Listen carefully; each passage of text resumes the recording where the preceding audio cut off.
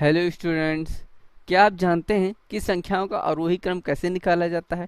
अगर नहीं जानते हैं तो आइए जानते हैं। देखिए, आपको एक क्वेश्चन मिल जाएगा, निम्नलिखित संख्याओं को आरोही क्रम में लिखिए। आपको कुछ संख्याएं दे दी जाएंगी, ठीक। जैसे यहाँ पे मिली है 225, 226, 200, 100, 50, 0। तो हमें आपको पता हुआ है कि आरोही क्रम किसे कहते हैं? संख्याओं के बढ़ते हुए क्रम को आरोही क्रम कहते हैं। संख्याओं के बढ़ते हुए क्रम को आरोही क्रम कहते हैं। तो क्या करेंगे? देखिए, ये संख्याओं का क्या बढ़ता हुआ क्रम है? 225, 226, 200, 100, 50 नहीं, यहाँ तक तो बढ़ रहा है, फिर यहाँ से देखिए घटना स्टार्ट हो गया है, ठीक। तो क्या करेंगे? हमें संख्याओं का बढ़ता हुआ क्रम लिखना है। तो क्या करेंगे? सबसे छोटी संख्या से स्टार्ट करेंगे। किससे? सबसे छोटी संख्या, क्योंकि हमें संख्याओं के बढ़ते हुए क्रम में लिखना है।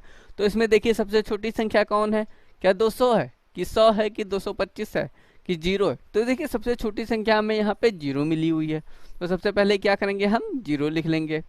उसके बाद 0 से बड़ी 50, फिर 50 से बड़ी 100, फिर 100 से बड़ी 200, 200 से बड़ी 225, 225 से बड़ी 226।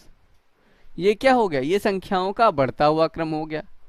पहले 0 आया, फिर 50 आया, फिर 100, फिर 200, फिर 225, फिर 226।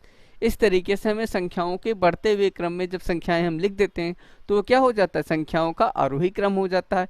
आपको जो भी संख्याएं मिले, बस संख्याओं के बढ़ते हुए क्रम से लिखना है। सब पहले सबसे छोटी संख्या, फिर उससे बड़ी संख्या, फिर उससे बड़ी संख्या, फिर उससे बड़ी संख्या। इस तरीके से आप लिखते चले जाएंगे, आपको उन संख्याओं का आरोही क्रम पता चल जाएगा जिन संख्याओं को आपको आरोही क्रम ज्ञात करना होगा।